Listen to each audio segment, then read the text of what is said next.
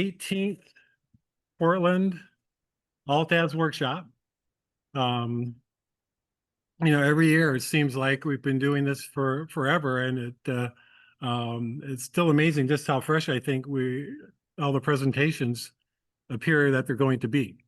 You're going to start off with Russ, and he's going to talk to us about some of his recent research. And so I'm going to limit my comments to that and go away, Russ. Okay, so Go away. I decided that I thought this would be a short talk, but I looked at the time slot and there was a whole hour there, Howard. Oh, you shouldn't have any trouble with that. I know, but I decided, rather than spending an hour on the Gaia 2 parameter, the details of the research, I try to put the research in a larger context. And so I started thinking about that, and I thought, well, make it even larger context. And then I got thinking, well, we're having a conference in Maui in February.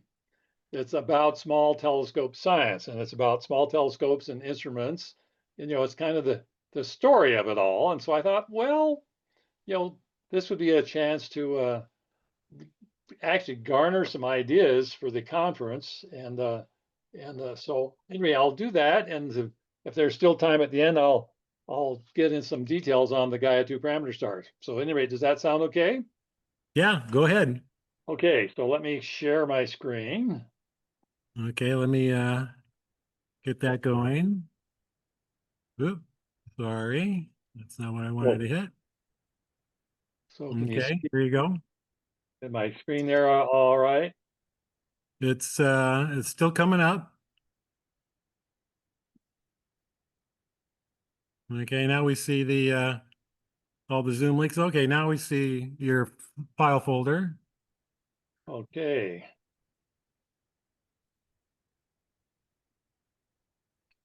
And let's go to so that full screen now. Not quite full screen, no. But it's plenty big enough here. We have a huge monitor, so please feel free to go ahead.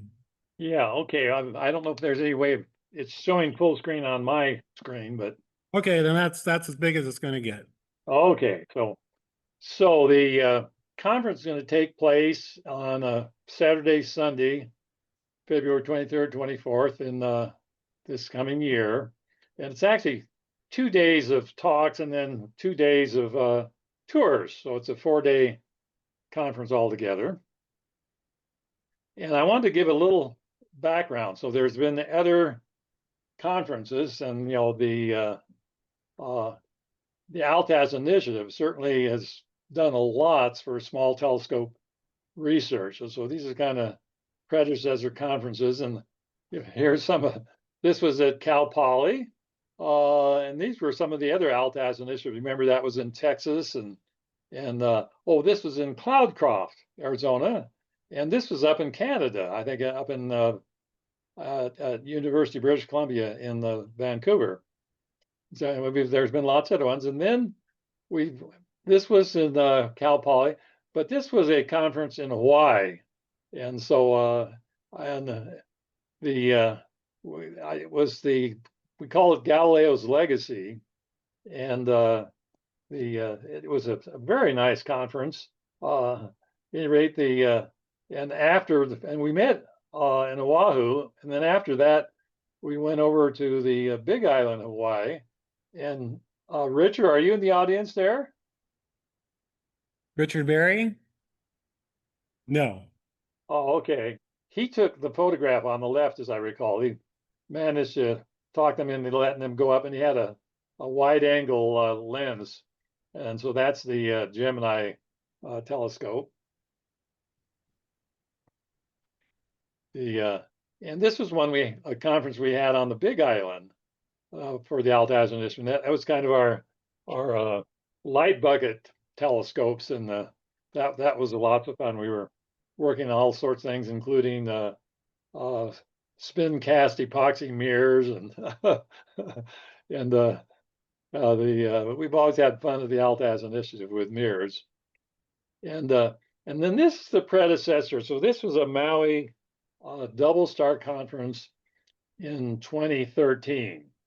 And it was 2 days of talks, but it was preceded by a submarine ride out of Lahaina. So this is a tourist submarine, and here we're all lined up on the top of the sub before we climbed down in the hatch.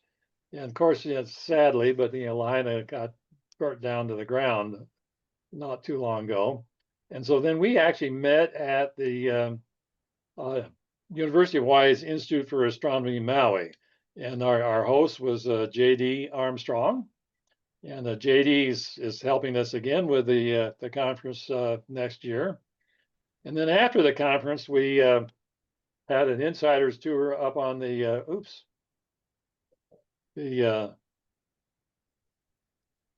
summit of Haleakala. And so that's myself and Cheryl and Bill Hardkoff, the longtime binary star observer, and that was a couple of my star students on the right there. And so some of you have been around for quite a while. So this was at the conference, and so this was kind of a panel discussion. But on the left here was R. Kent Clark, who was the editor of the JDSO for many years, Bob Buckheim, and this was one of my star students, Eric Weiss, and this is Vera Rubin, who was a PhD English major that did the English correction for maybe 70 or 80 of our published papers for years. This is Joe Johnson. While he was still a community college student, he's now has a master's degree, and he's been teaching physics and chemistry at a top-notch high school for years. And then this was some of our get-togethers. And another kind of predecessor to the conference we're going to have next year was a workshop in Albuquerque. And so a few of you were there in person, and some more were online. So Dan, are you there? Yes. Yeah. And so I'm trying to see who else was. At any rate, I'm in the middle of the screen in the yellow shirt. Yeah, okay. And the idea of this workshop, and it was a 2-day workshop at the American Astronomical Society meeting, and we wanted to kind of assess what's the role of small telescopes, of scientific research with small telescopes in this modern era of all these big surveys and everything. Is there any room left for us?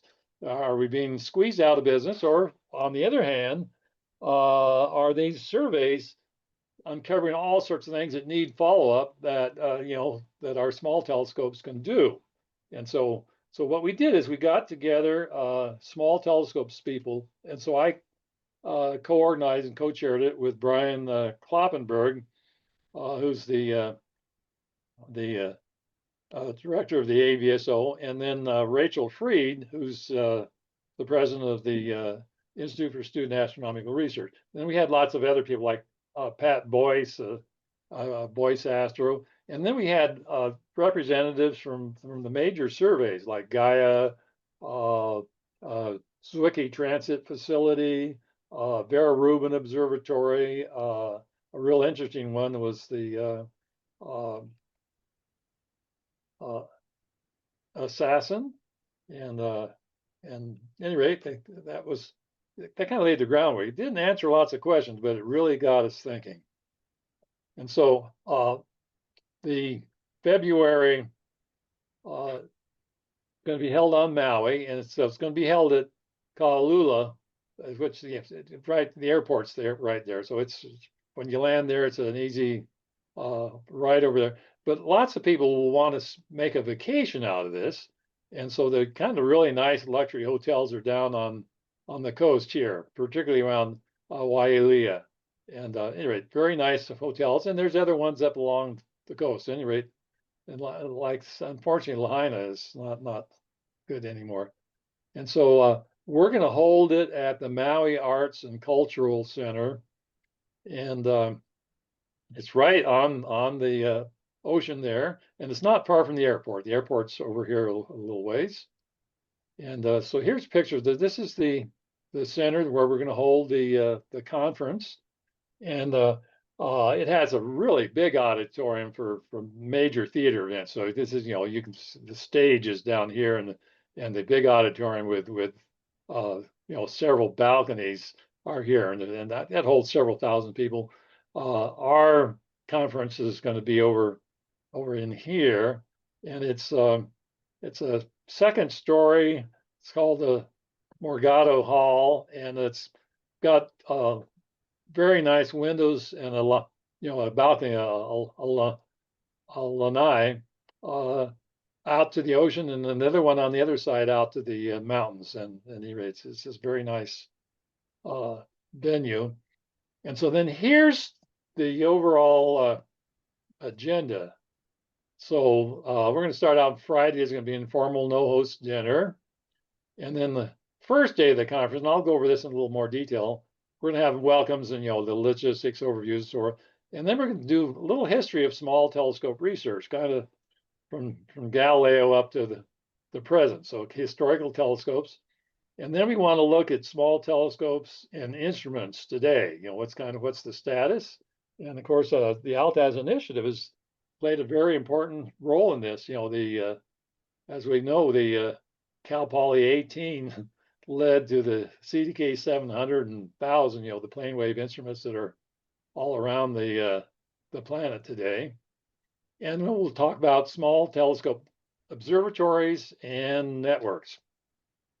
And so that's on Saturday. And on Sunday, we'll do astrometry, mainly binaries, but some other things, and then time series photometry, variable stars, exoplanets, that sort of thing. And then spectroscopy, primarily of stars, but other spectroscopy. What is the science that you can do and is being done? And then we'll talk about the future of small telescopes. And I particularly want to talk about small space telescopes.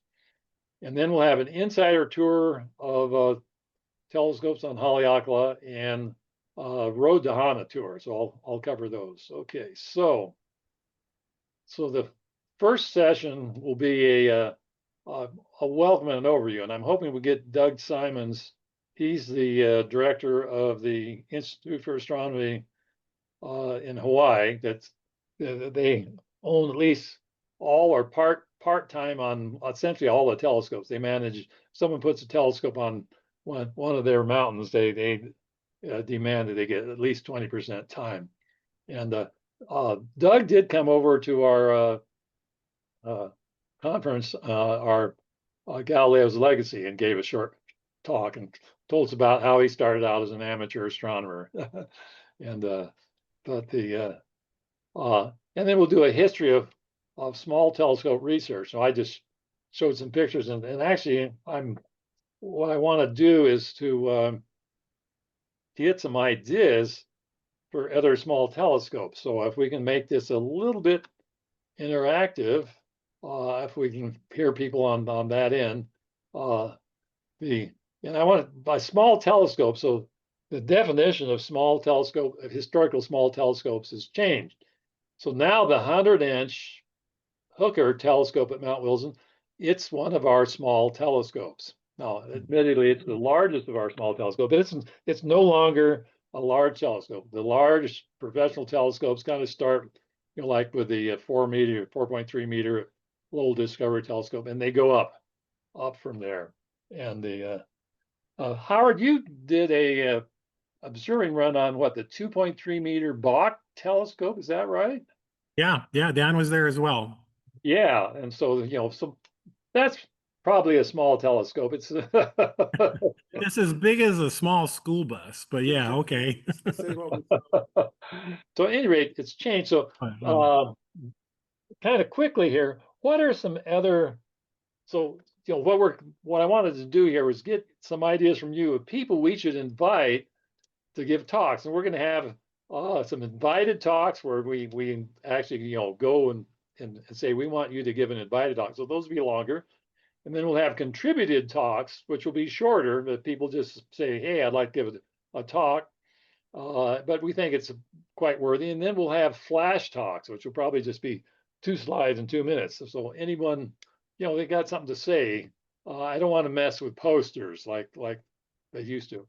But this is going to be in person only. We aren't going to do a hybrid, so there's not going to be any Zoom sessions. And the main point of the conference is to put together for these 4 days some students, some undergrad students and their instructors, some beginning and advanced amateur astronomers, including armchair astronomers just interested in it, and professional astronomers and their graduate students. And we'll probably form them into groups, which we have to do when we do the tour on the mountaintop.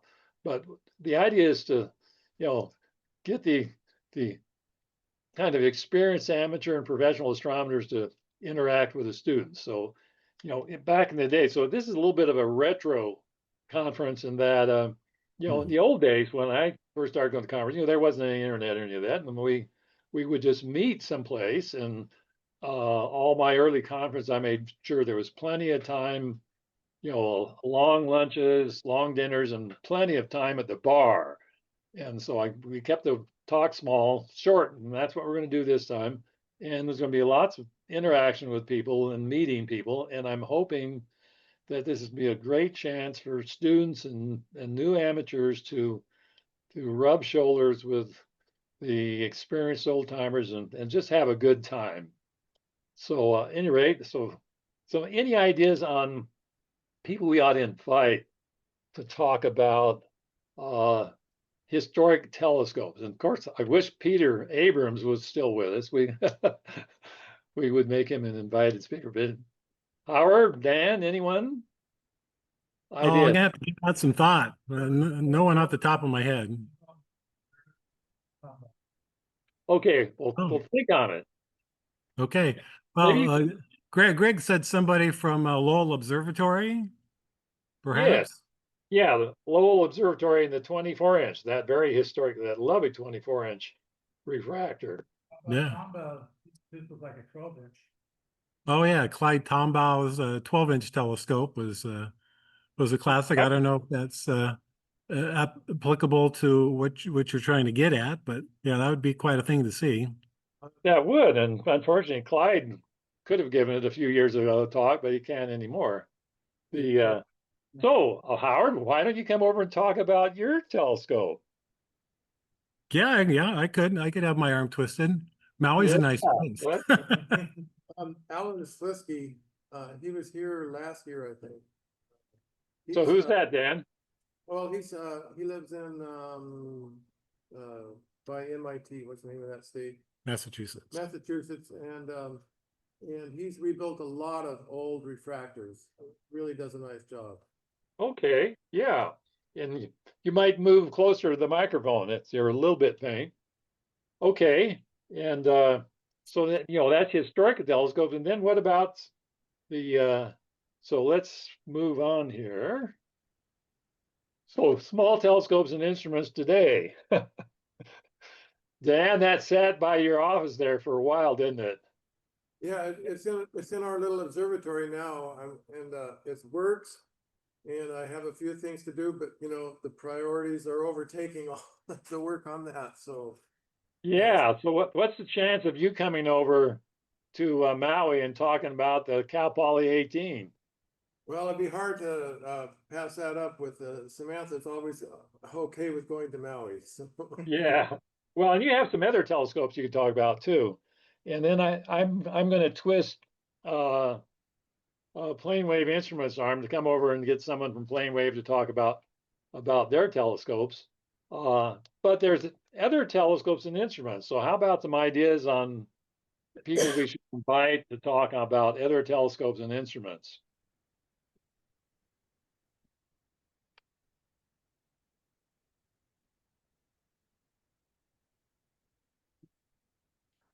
Well, I've got one in mind. Dan, can you talk about the Atlas telescope on the Haleakala? Yes, I could. Yeah, the Yeah, we And might that get you to talk on the control system, someone else. one of the mounts that we made discovered that 3i Atlas. Oh, right. So our hardware, the mount, our controller, and our software helped discover that. Wow. Yeah, and Tong, can you come and talk about your telescopes? Okay. I'm trying. Okay, I cannot promise, but I really love to go this time. Yeah. Yeah. Well, we got decent advance notice. And hey, Doug, what about getting someone from New Zealand or I love the 1 meter telescope on Yeah, I mean, is John Hershaw still around? I would hope so. So we could, I know, you know, John, and I mean, Oh, John was yeah, down the very well. hallway from me when I was there. So I guess, we can reach out to him. He might be interested. Yeah. Anyway, there's lots of nice small telescopes and instruments. So so is Greg. Greg, are you there? Which Greg? Which Greg? Which Greg, Russ? Oh, Jones. Oh yeah, he's here. Yeah. Speak on the instruments today that we should cover and invite people to talk. Maybe you. Well, we've got Yeah, you won't be able to hear you from back there. We have a spectrograph. We have 2 spectrographs on Stan Watson's 24-inch plane wave in Chile. And we've got a second version in the works, but I doubt if it'll be ready by February. Yeah, that group, you worked with Wayne Green and Tony. yeah, Tom Smith and so forth. Yeah, that's a wonderful spectrograph you put together. Can you make it to Hawaii? Let me talk to the boss. Okay. Well, Maui's attractive to the bosses. Yeah. Oh yeah. Yeah. And even us subordinates too. Yeah. So okay. So anyway, do some thinking about more people we want to invite. So you can kind of think of this as Altaz Initiative Maui. We'll invite our friends.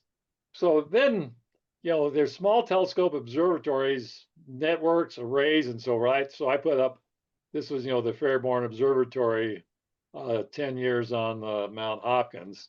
But that would certainly be one. So that might be the talk I'd like to give or something sort of. And the LCO, they have this wonderful global network, which is really cool. And there's other observatories and networks. So ideas on observatories. What are some cool? Oh, I know a nice one. Pine Mountain. Mhm.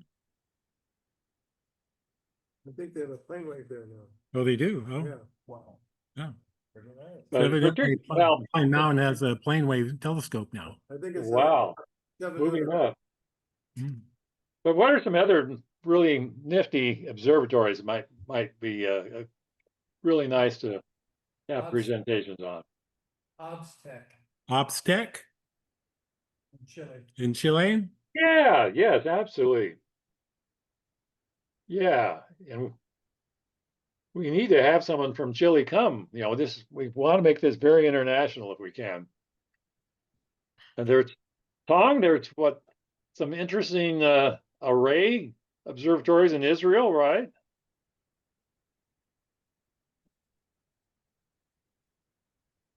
Yeah, Tong has turned off his video and his Oh, audio. I'm here. I'm here.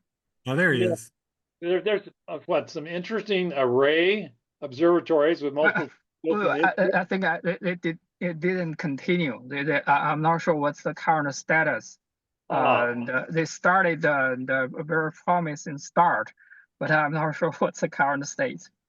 Yeah, but it'd be nice to have like someone from iTelescope. I'll check back. I'll check. See Okay. what's going Yeah, on here. good.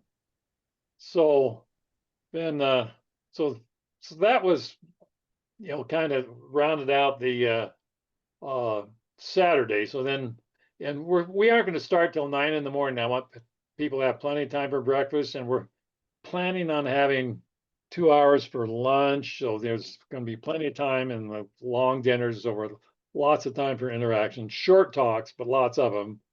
And so Sunday, kind of jump into the science. So Saturday was kind of telescopes and instruments and observatories and so forth. And Sunday we're going to jump into the science. So astrometry, which is a favorite of mine, will be up first, and we'll spend time, on the various things, but certainly speckle interferometry. So this is a observation. So here's the Mount Wilson Observatory on their 60-inch speckle interferometry in 2023, and we saw this, and it looked like it was clearly going off orbit, and so we did another observation, and then we computed a new orbit, and it needed one. So, and I know lots of people invite in astrometry, and so and what we're going to do too is, besides small telescope people, we're going to invite the professionals, particularly professionals using small telescopes. But like in the case of astrometry, we'll probably, might ask Gerard Van Bell, who does it on the 4.3 meter telescope, or Elliot Horch does on the 8.1 meter Gemini telescope. Any rate, so and techniques and science being done. And then another area is essentially time series photometry of variable stars and exoplanet. Doug, can you make it to, you said you might not be able to make it to Maui, right? Well, let me rethink that. So if I could get some funding, I'd sure like to join you down there. So let's talk about it. So at any rate, and and the AVSO, of course, has a large cadre, and we'll be inviting all the AVSO folks to come, and so they'll be able to easily fill up a session with all sorts of papers, and so that's a really good research area. And spectroscopy, I used to think, but I was wrong, that spectroscopy was. I used to think it was just a game for large telescopes. You were spreading the light out so far that that was. But there's doing good science being done on smaller telescopes, and half meter and even smaller. And like I say, what we call a small telescope this day is changing. So, for instance, in the spectroscopy, next week Friday, on the 100-inch, which we've kind of taken over for science. So we're the only ones doing science on the 60 and 100-inch telescopes at Mount Wilson. And so they're allowing us to actually modify their telescopes. So for instance, on the 60-inch, we added a 60 millimeter finder telescope. And on the 100-inch, they've been working on, and the 100-inch, for those of you who haven't seen it, it's comes out a port on the side, and then has some refractive optics that relays it down to an eyepiece underneath the telescope. So that they put that on because the main use for the 100-inch for quite a few years was just visitors coming up, and you would have these big concerts and star parties and stuff, primarily on the weekends. And so any rate, we wanted something without all that extra optics and problems with collimation and so forth. And so we wanted our own port, and so we've been talking with them for some time, and so they're finally doing it. And it was a major problem. They had to figure out how. They hadn't done it for years. I mean, and they had to do it a different way, but they had to figure out how to take so that the light comes into the primary, up to the secondary, and then there's a tertiary. And right now it puts it out one side and down through this refractor thing on the side of the telescope. But they're arranging it so we can flip the mirror around 180, and then we'll probably put a 3-port instrument selector, and so we'll have straight through will be wide field. Off the one side will be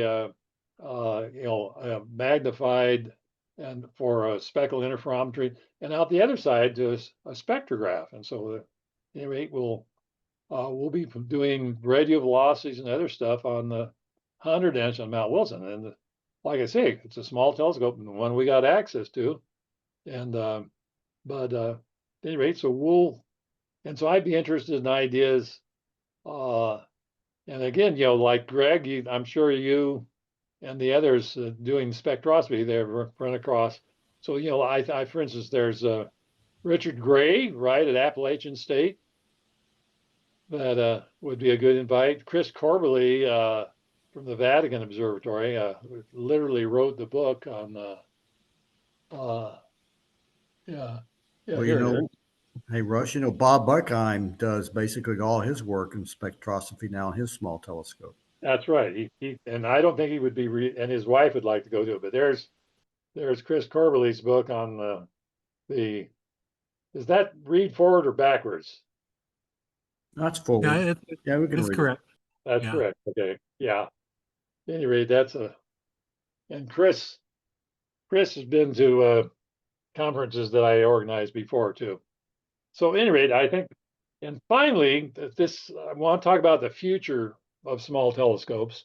And so, you all think about, like where's the Altaz initiative going in terms of telescope ideas, and telescopes could be used in instruments for research. I want to see where plane wave's going, if they aren't too busy doing things, 1,000 Delta Row telescopes for Argus or ones for the military. Maybe they'll do a 1.5 or 2 meter production research telescope. I have a particular interest, and you recall one year I brought up a couple of my students, and we kind of had a little session on space telescopes, CubeSats. When was that, Howard? Was that what, 4 years ago, something like that? Something like that. Yeah. Yeah. And and I've organized several double S's. So there's one in Hawaii, one in Pasadena, and one in Seattle.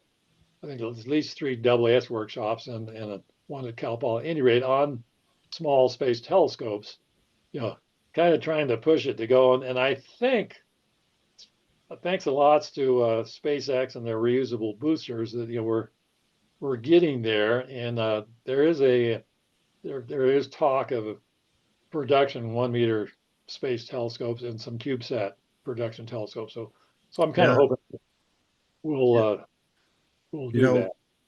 Russ, a couple of years ago, I was pushing this pretty hard at that little company I was working at, right? Trying to get them to fund or get some funding for a small space telescope. So I had lined up everybody, instrumentation makers, bus makers. That's right. University of Colorado, right? What's that? University of Colorado at Boulder. Yeah, they had launched there. I forgot the name of it now, right? But we were, I was working with them trying to do a follow-up program to them. So anyway, that's an interest I saw. I also have that interest. Yeah. Any rate, there's a Hope Springs Eternal that they'll launch a bunch of small space telescope that'll be either low cost or free to undergraduate students and amateurs. The dream never dies. I never give up. Okay, so then after those 2 days, then J.D. Armstrong will be our host, and so he's at the University of Hawaii's Institute for Astronomy, Maui, and he and I put together the Double Star Conference in 2013, and we've worked together with students and papers ever since then. I give talks most years. I go over and give a talk, but anyway, so we'll go up to, and so this is the layout on the summit. Not a very good picture, but here's the Fox Telescope North. That's the 2 meter telescope. This is the Air Force big facility, and this is a real unusual observatory. So this whole thing drops down. The sides drop down and opens up the telescope, and it's a 3.5 meter. And they mainly do Speckle interferometry during the day or early when it's first getting dark of satellites and particularly ones that aren't friendly, so to speak. And Anyway, here's the Pan-STAR telescopes, and the Zodiacal Observatory. And then this is the proposed site for the solar telescope. Well, when we were up there in 2013, they had the foundation built, and we're just starting the steel frame on the side. And so here's the Fox telescope north. So it's part of the Las Converse Observatory, and they have this 2-meter telescope on Haleakala and another one in the Siding Springs, Australia. And this here, if you see that small, that's this very camera right here. So this is the Luca S electron multiplying CCD camera. And it's the one we use at our 2 8-night runs at Kitt Peak National Observatory. And I had in my C11 telescope in my actually front yard in San Luis Obispo. And so we actually put it up on, got permission to do it, and put it up on one of the ports on the 2-meter telescope up on Haleakala. And they agreed to leave it on for a week. And as luck would have it, it was cloudy every night that week. Oh, gee. That happens. And so JD, he had a trip over to Oahu, so he took the camera down and brought it back to me. But that was pretty sad. But Hey, Russ, just a time check. It's 5:35 now. okay, So just to make sure you have enough time to talk about the research. okay, I'll speed this up a little bit, and it won't take very long on the research. And give me a 10-minute and a 5-minute warning. Okay. Okay, good. Yeah, I appreciate that. This is the Pan-STARRS telescope, and so there's 2 of them here, and I think there's now 2 of them over on Haleakala too. And so they observe essentially the entire sky almost every night, and so they're looking for near Earth things, but anything that moves, they're quite interesting. This is There's an Atlas telescope up there too. yes, that's coming up next, Dan, I think. So here's the solar telescope, and it's the world's largest solar telescope. Is that Atlas? Yes. Yeah, tell us about it. Well, let's see. It's a Schmidt.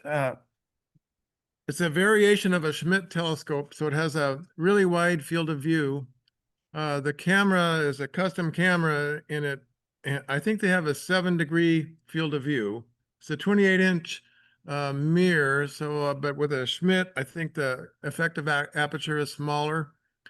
And this is the first one that we put our Force One controller on, and it's still controlling that telescope.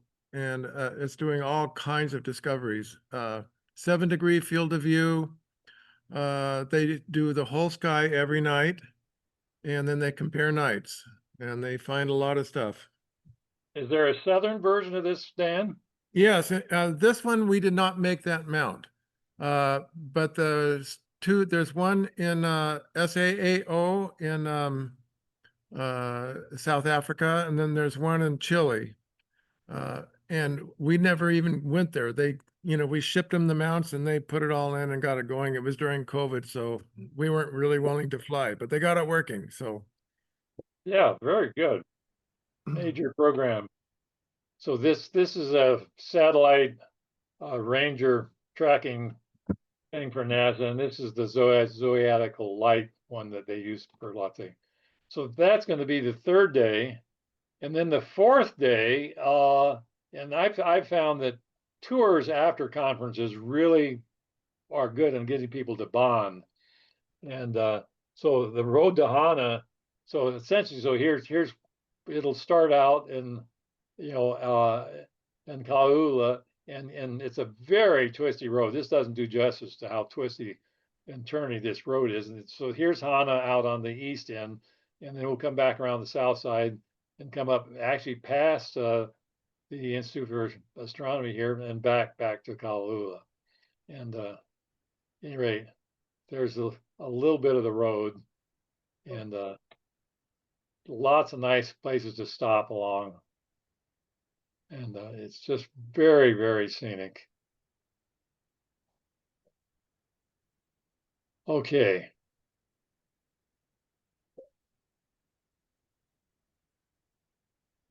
So now what? I think we got enough time here. I want to talk a little bit about speckle interferometry of Gaia 2-parameter stars. So kind of going back to the that workshop in Albuquerque, we thought that astrometry was hardest hit by Gaia, that we were afraid it would really put us out of business because Gaia, their RA and DEC is precise to the sub-milli-arc second, and they did it on 2 billion stars. And so, was there anything left? And so we did dig into it, and it turns out that there's so almost 2 billion stars that they've done, and these are the data releases. So we're working now data release 3, and so data release 4 is going to be sometime in 2026, maybe slip 2027, and then the final data release DR5 is going to be probably 2030. And so the key thing here is there's different types of stars. So they have what they call 2-parameter, 5-parameter, 6-parameter, and 7-parameter. So the most of them are 6-parameter. So 6-parameter, what it means is that they have a very accurate RA, DEC, RA proper motion, DEC proper motion, and parallax. And so those are the 5 parameters. So that's the full set. And they also have a photometry, and the GMAG is very good. The 7-parameter, they actually they have binary systems that they're so close that they can't resolve them into 2 stars. So from the Gaia's point of view, they have this single star, but it's moving around in the field of view, and their astrometry is so accurate, like it gets down to almost a micro arc seconds, that they can get a plot. Because if you have 2 stars, if they're the same brightness as they revolve around each other, the photocenter is going to move. But if one is dim and one is real bright, then as they revolve around each other, the bright one's going to dominate. And so the photocenter is going to be closer to the bright one than it is the dim one, but the photocenter will move around too. And so they're able to get these, but they want pretty much a complete orbit. And so for DR3, that's only 34 months. And so these are really short period. And so their separation, the photocenter separation is smaller than the actual real separation. And so they're just now, some of them are long enough period and close enough to the Earth that we're starting to be able to resolve them in the 100N. So that's a future thing. We did get time on Chara. That's the array of 6 1-meter telescopes up on Mount Wilson. We got time, and we did 1 star, and its separation was below a milli-arc second, and its photocenter separation on Gaia was below a milli-arc second.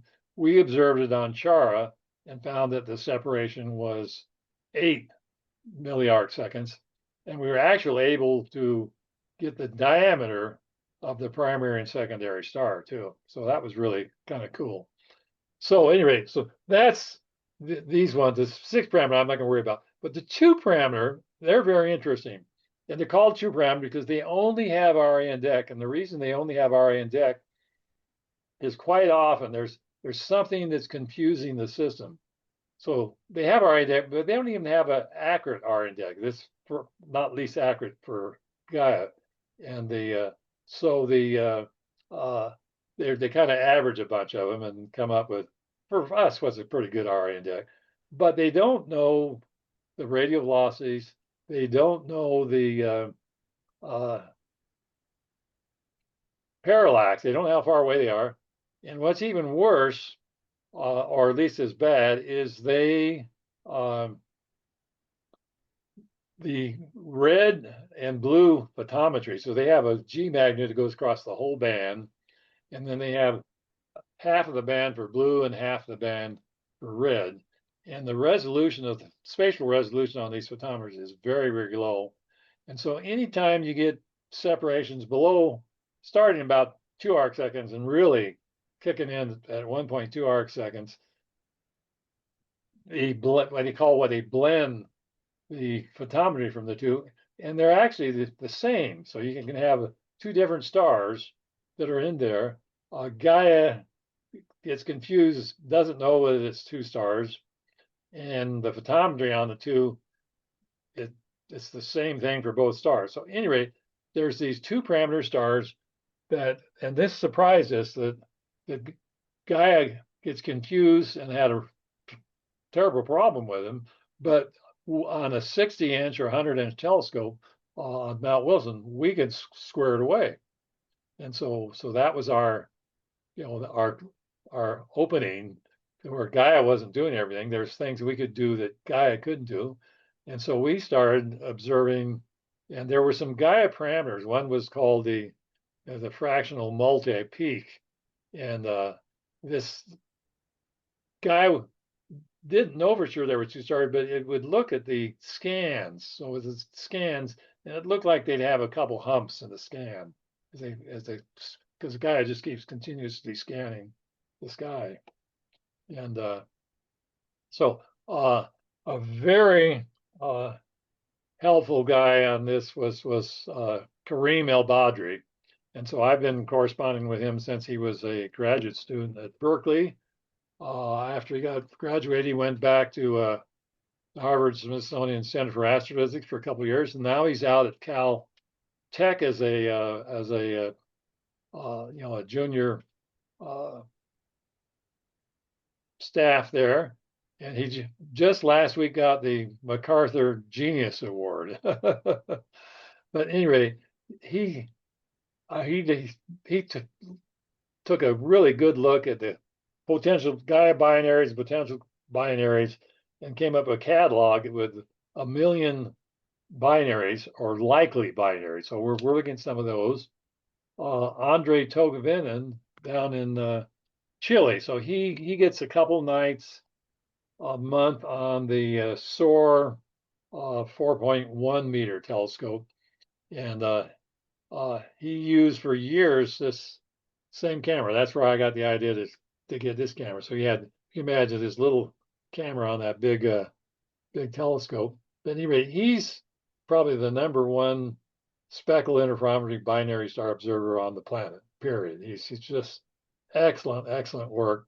And anyway, so he's been observing Gaia 5 parameter binaries. So these are known binaries with 2 stars, but one or both of the stars has this thing with high multi-peaks. So they're suspected binary stars. So if either one does it, then it'll be a triple star, and if both of them do, then it'll be a quadruple system.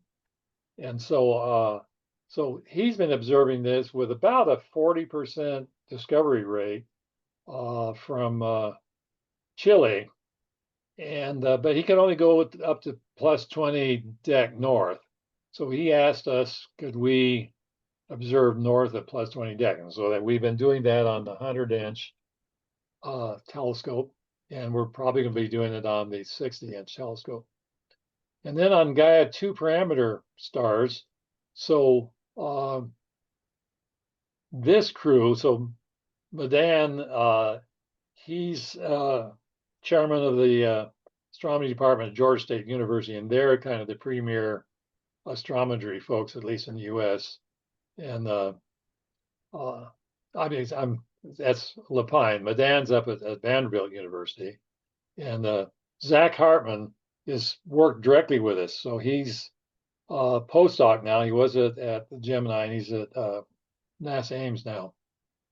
But at any rate, so we're doing Gaia 2-parameter stars. And so we've been doing it on both the 100-inch and the 60-inch. So we've got 2 runs now on the 100-inch that we looked at them, and 2 on the 60-inch. And so what follows is our first run. So this was a run on our first run was on the 60-inch, and on the left here is the Gaia 2-parameter stars, and on the right is the companion star. So some of the Gaia 2-parameter stars had known companions, and we weren't smart enough at first to realize this. So most of them, they actually had a known companion. So we observed and said afterwards, oh, well, we aren't going to discover anything because there was something within 1 arcsecond already. But these 4 here and these 2 here did not have any stars within 1 arcsecond, and we found one. So of the 6 that didn't have stars within 1 arcsecond, we just found 4 that did. So that was a discovery rate of new binaries of 67%, which is quite high. And let me do. Here we go. So this was just calibration of the camera, and you can see we get very good calibration. So here's the pixel scale, this is information on the companions. So this is these are the targets, and this is the multi-peak percentage. So here we were observing more than 80%, and this is a kind of a grade that Gaia puts on the overall quality of the observation, and they don't consider it good quality unless it's below 1.4. And so most of these are, from Gaia's point of view, they're terrible. And the reason it's terrible, most of them are screwed up by having a companion binary in them. And so then here's the what we did in our date, the separation, the position angle, and the differential magnitude. And this was for our new discoveries. These were for the existing ones, in rate. And this is kind of more of the same here. And so the interesting here was you can see some of these, the difference in position angle. So the difference in separation between what we observed and what Gaia reported was generally very, very close. And so, we were right on. But we were rather dismayed that our observations didn't agree with Gaia's in position angle quite often. Well, several of them, these ones that are off 180 within a degree, that they understandable. But these ones that were off, like 8 degrees or 15 degrees or like that wasn't understandable. And we observed during this run, besides these 22 Gaia 2-parameter stars, we observed about 40 known binaries, and the calibration was dead on, and the known binaries we observed, they were all right on. So we realized that that Gaia was actually wrong on the position angle. So I mean, wow. So we went to Tokuin and said, could Gaia be wrong? Well, of course Gaia is wrong on these. So it turns out that Gaia gets confused. If they're excuse me, Russ, 8 minutes. okay, yeah. Well, that's just about perfect. Is all. In fact, I should be able to wrap it up here. Okay, I'll hold my question. Yeah. Okay, and I'll do real quickly so we have some time for questions. And so this is just some of the bispectrum reductions of the 4 new discoveries. And this is actually last. So this is showing blending. So I just took a bunch of El Badri's binaries, and so this was I just compared the B magnitude on the 1 star with B magnitude on the 2nd star, and these are 2 different stars in systems, so they should be pretty much all over that. but you see all these stars lined up on the 45-degree axis here. That's not possible. This was the first time I did this, and there's something terribly wrong with Gaia photometry. And so again, I went to Andre, and he says, well, of course, he says it's blended. The photometry isn't any good below 1.2 arc seconds. Here's the references, Russ. You go read your literature. So, at any rate, that's yeah. So this was the conclusions that high discovery rate for companions below 1 arc seconds. We got really good separation values agreed with Gaia. Poor agreement with the angular values, but it was Gaia, not us. And Gaia had serious photometry problems. Okay, so let me stop sharing. And I've got time for questions. Okay, go ahead, Doug. I think you had a question. Oh, I was just curious about the Gaia errors there, systematic errors or whatever it was causing that. Do they know why Gaia every once in a while is off from what you validated, Russ? Yeah, so the reason in both for being off in position angle and then having this blended identical photometry when it can't possibly be identical is that there's a second star in there or galaxy. It's not necessarily a binary star, Yeah. but there's something that's, and what happens is, so, picture here is kind of the field of view of Gaia. So here's Gaia. And so it's scanning along. Let's say there's a binary that has separation. Here's one binary, here's another. So some of the time it comes through and scans this way and it gets one. Sometimes it gets this one, and sometimes it comes through this way and gets both of them, so you can, and so it's trying to make sense of these, and it just doesn't do it. And they're trying to get a little bit fancier, but one of the problems is it's for sure on the photometry. I don't think they're ever going to be able to really do much to fix it. The G band has the whole sensor, and they don't have a filter or a prism or anything in there, and so they're just measuring the brightness of the stars in the whole sensor. So they think they'll eventually be able to and sort it out when they have two stars, know that they got two stars and which ones are, and get the G photometry. But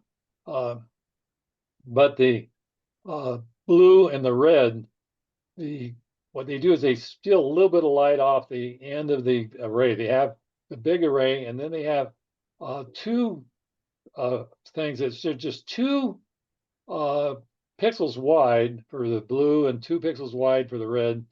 And they pick the light off and have a little prism that they shine the light down on that, and it allows them to get photometry and also a little bit of spectroscopy, a little spectrophotometry. But at any rate, because they're so narrow, the spatial resolution is such that it's really filling up the stars, filling up the whole thing. So you get star on one or the other. It can't distinguish between the two. I have a question. Yes, fire away. Have you been playing the ukulele? I see it there on the wall.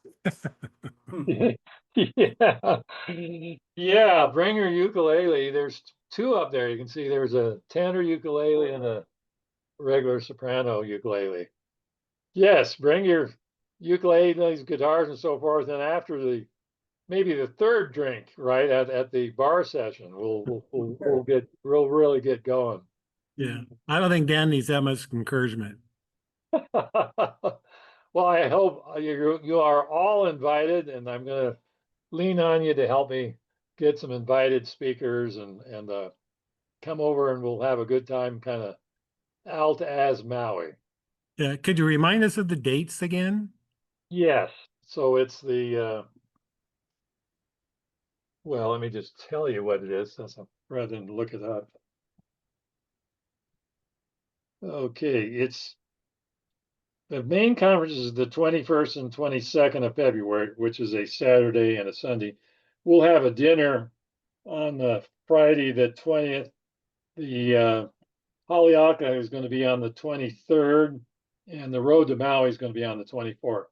And what you need to do is, oh, and the accompanying spouses, children, and everything, they'll all be invited for the dinners, for the tours, time at the bar. I don't know about the kids, but everyone Bruce, welcome. And the idea, of course, is bring them over and spend some vacation time with them. Maybe there's lots of nice hotels. You pick any nice hotel you like on the island. So if we had an invited speaker coming over, I've got somebody in mind, invited speaker coming over, they could just do the conference only, right? That's right. Yep. Okay. All right. That sounds really, I think you'll probably have a pretty good crowd from here. So I see a lot of wheels turning in people's heads, mine included. So, but that's, I think that's all your time for now, unless there's one last thing you want to add, Russ. No, it's always a pleasure and great job, Howard and Dan, on organizing and hosting the Altaz initiative. I just wish I would have come this year, but I got a wedding. Yeah, yeah, those happen. Yeah, yeah. And don't forget Mel. Mel has a big part to play in this as well now. Yes. And Yeah. is Mel there? Yeah, he's here. Hi, Mel. He's waving. Yeah, and tell Mel to come to Hawaii and talk about the early telescope control systems with steppers, right? No, he's nodding affirmatively. Yes. Yeah, good. Okay, thanks. Okay. Hey, Russ, real quick, can you email me the description of a conference or whatever? I'd like to forward it to this guy that I was thinking about. So, Yeah, I'll do that. I'll get a nice write up to everyone. yeah. Okay. Thank you very much. Yeah. And You're thank you, Russ. It's always a pleasure. I was disappointed you couldn't make it, but I know all about weddings coming up, and they're more important than this by far. Yeah, So, this is a command of yeah. Rome by Cheryl. Oh, there you go. A grandson get married. I'll give her our regards. I will. Okay. So I see Tom is chomping at the bit to get ready to go. So, Tom, if you want to share your screen. Do a And sound check first. Can you hear me all right? yeah, I hear you just fine. Yep, you're good. Awesome. Okay. And we'll share screen. Can you see the screen? Oh, sorry. Now can you see the screen? It's starting to end. Now we can. Okay. You should see Ronchi ML, P-Core, aux offset. Yeah, that's it. Okay, cool. That's not the presentation, but and like that. And oops, let's go all the way back to the beginning. Sorry. Okay. And go. Okay. All right. So are we good to go?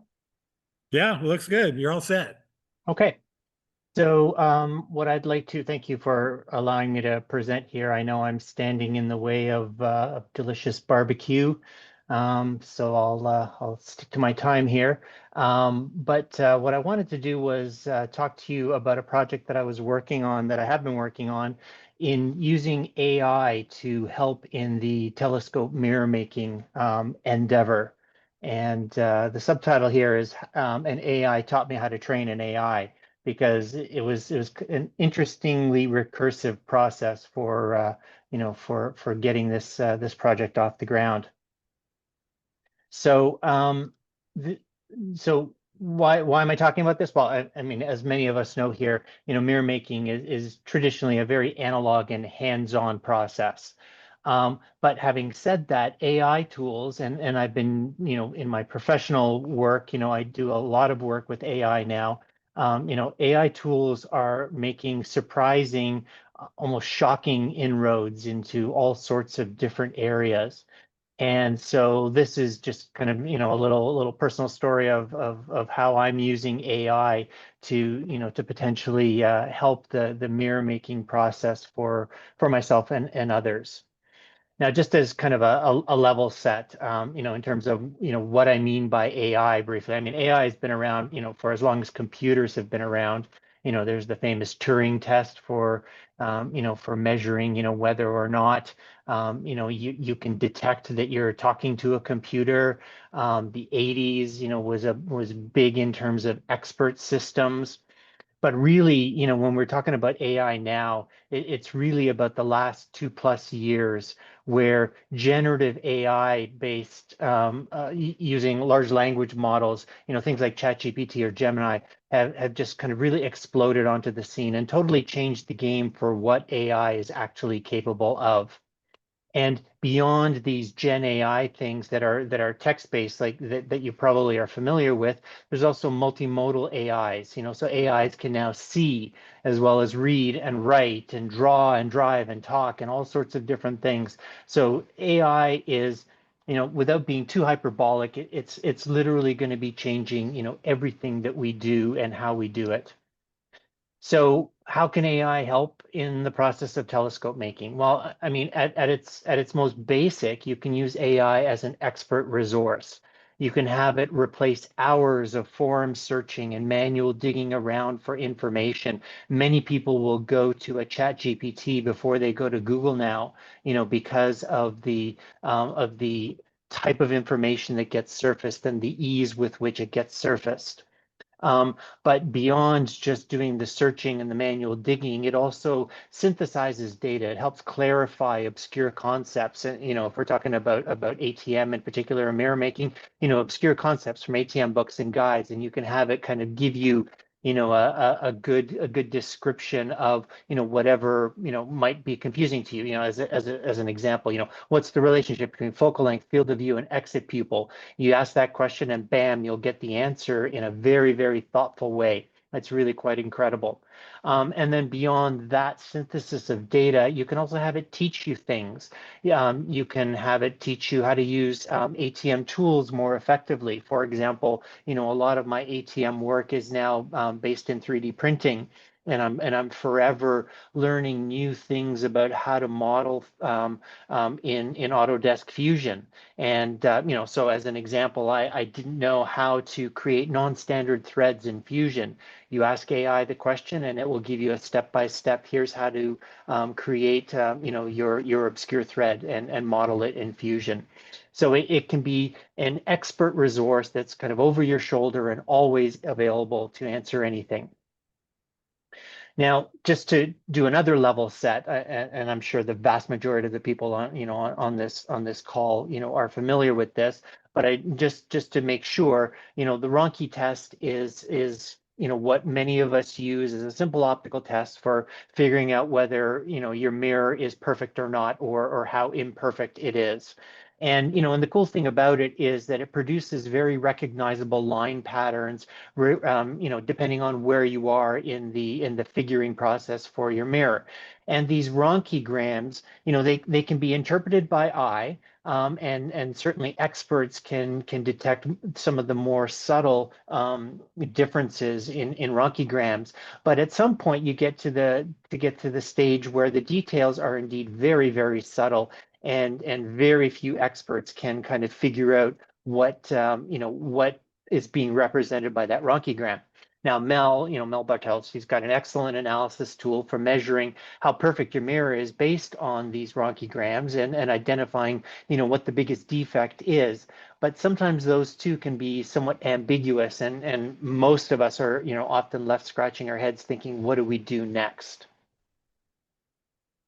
So as my kind of first, new foray into this area, I was using AI as my mentor, and so the key question, that I was trying to answer was, what if you wanted AI to do more than just search knowledge, and how about applying that knowledge to something non-trivial like mirror making?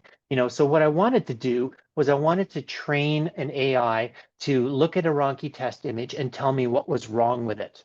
But I didn't have a clue how to do that. So the first thing, that I did was I asked an AI. So, this is kind of this recursive process where, you can use an AI to teach you how to effectively use an AI.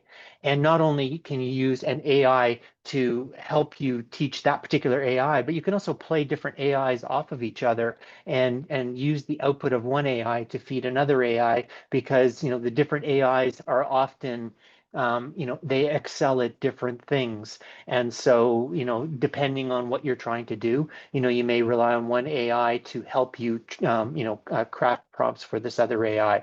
So this is generally, a commonly used technique, playing AIs off each other, and it gives you a way to capitalize on the strengths of particular AIs, and it generally gives you an increasingly accurate output.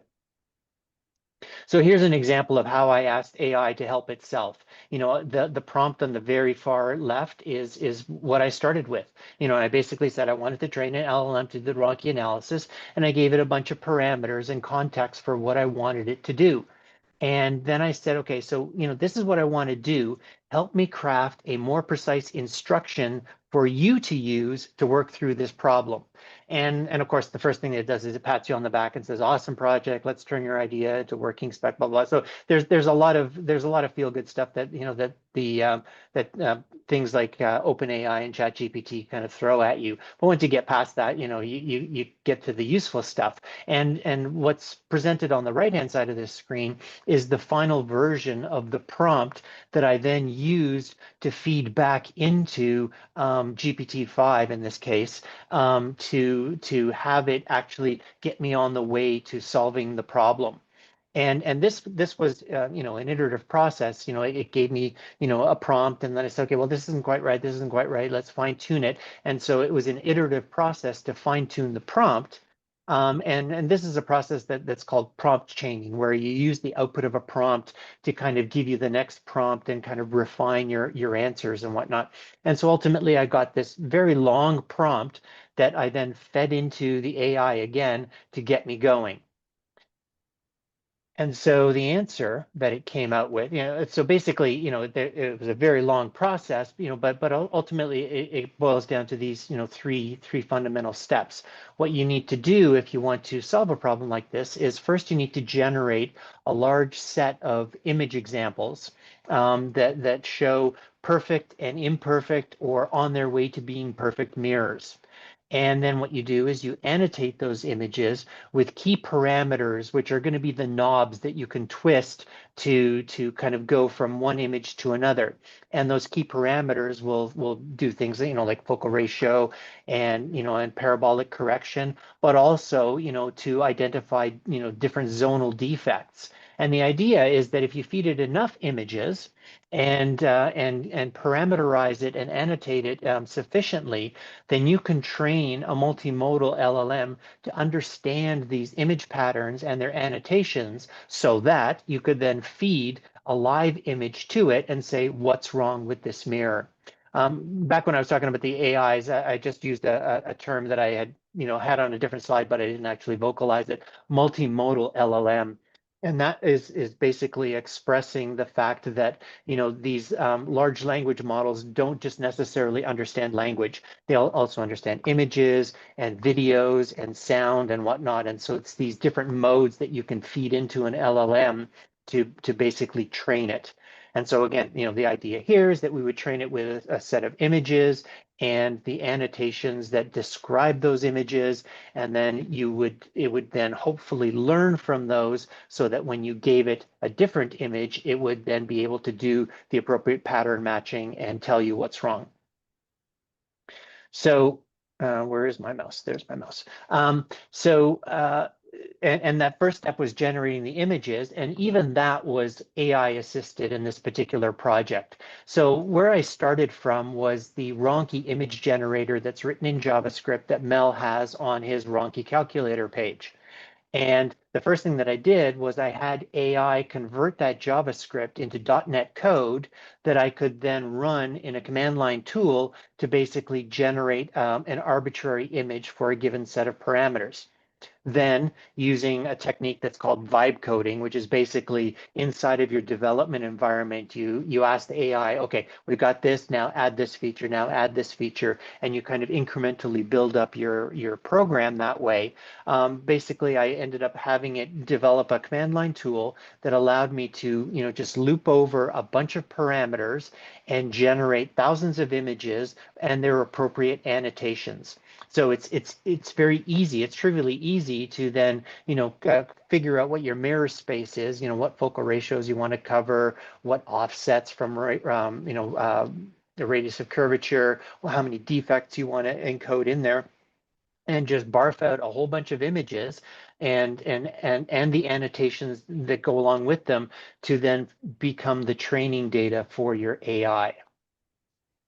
Now, the image generation and whatnot is a relatively straightforward process, but the training of an AI is a very, very non-trivial problem.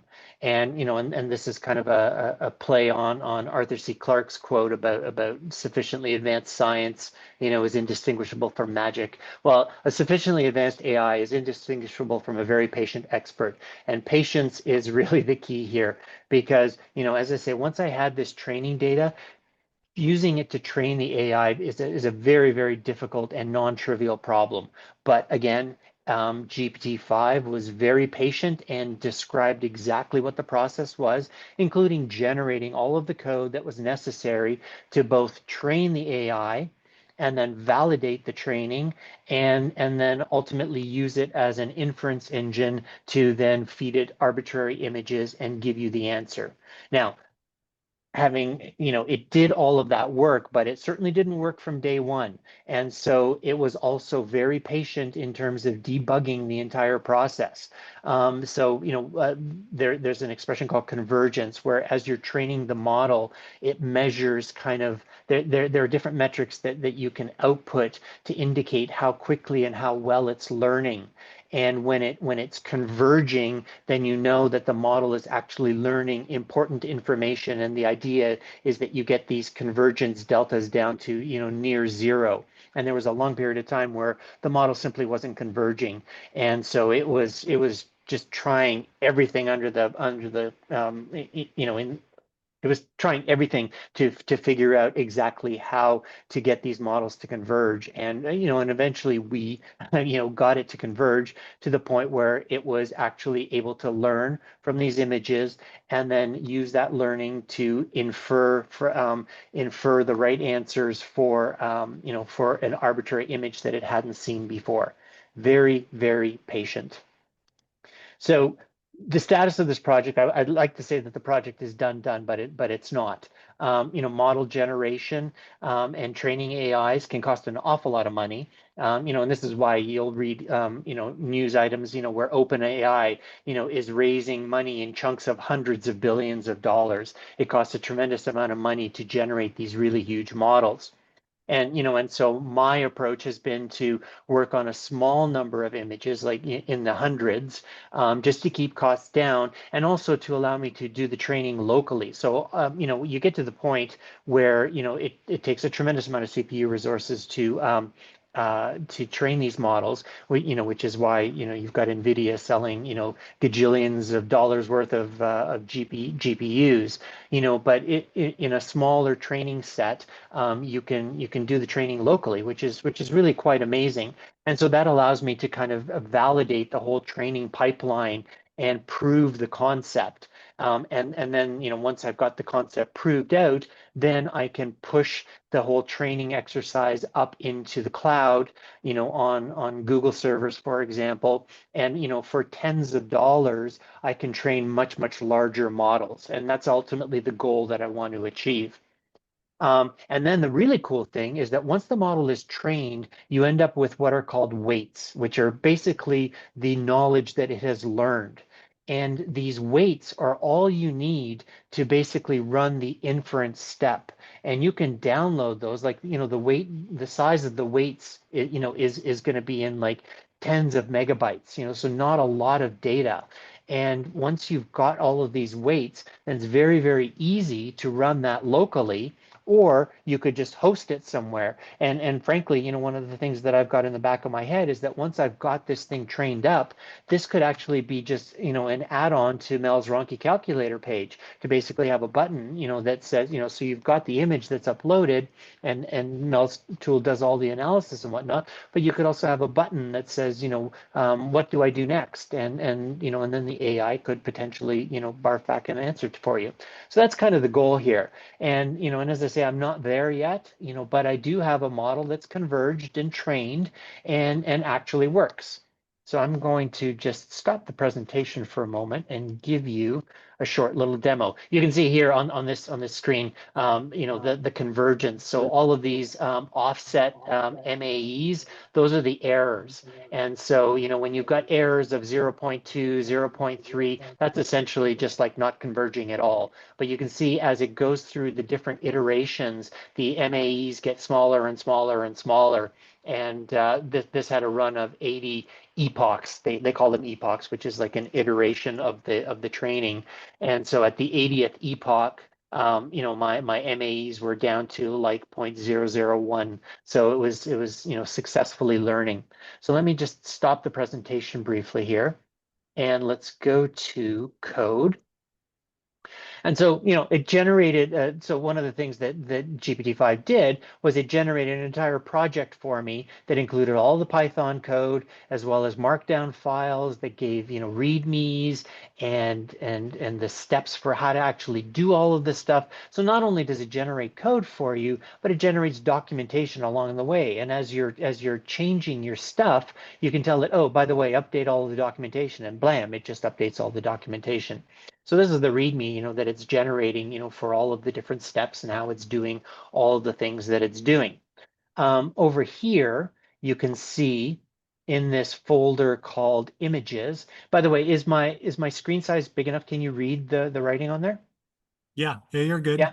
Okay, cool. Because I can plus it a bit more if you want. But you can see here this images folder. There's just a whole bunch of PNGs of different Ronchi images, and the names here show how it's been parameterized. So the first number here represents the focal ratio.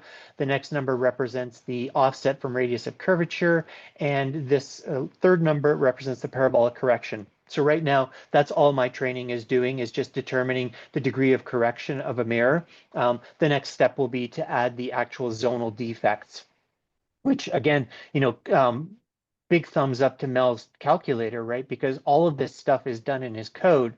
And so it's trivially easy to generate an image, you know, that's like 95% corrected, you know, but has got a zonal defect at the 40% radius, you know, that kind of thing. It's very, very easy to do. So it's simple to then create all of these images that you know that are parametrically you know defecting the mirror, you know, so that the AI can learn from it. Anyhow, the point is that there's hundreds of images here. This manifest here, in fact, you know, shows all of my images with all of the annotations. So again, this manifest and all the annotations are generated by the tool that's generating the training data. You know, so this is all then read in by the AI, and this is what it trains on. And so you can see here that I'm actually training it on 505 different images. Now, as it's generating the images, a technique that you do is you hold out a certain number of images. So you don't train it on everything. You train it on most things, but you hold out a certain percentage so that you can then feed the holdout images back to the trained AI and validate how well it's actually learned. So, and that's what we're going to do here. So the image has, the model has converged. And so just to show you how, and so that took probably, I don't know, 2 hours on my MacBook Pro to train that model for 80 epochs on, you know, like 500 plus images. However, look at how fast it is to actually run the inference. So now what I'm going to do is I'm just going to run the inference line, and I'm just pointing it at an image, and you can see here that it's a 3.5 focal ratio. My offset is minus 0.1 inches from radius of curvature, and the correction is 0.1. And let's see what it's going to come back with as the answer. So it takes a few seconds, and bam, we have an answer. And you can see that the answer that it gave me was that the correction is 0.08. So slightly off, like it's not perfect, but it's like very, very close to the 0.1 correction, parabolic correction. And it also predicted that for this particular image, the offset was 0.105 inches, negative 0.105 inches, and the actual was 0.1. So it was pretty much bang on. And this is like, the first time that I saw this do it, I go, holy crap, this actually works. And again, and what's more amazing is that it's working on my laptop and that it took seconds to do. So you can imagine on slightly bigger hardware, that this inference step, will be just like click a button and boom, you got your answer. And this can really help in the interpretation of these Ronchograms, as you get closer and closer to the near perfect mirror. So that's the demo. And so let me go back to my presentation.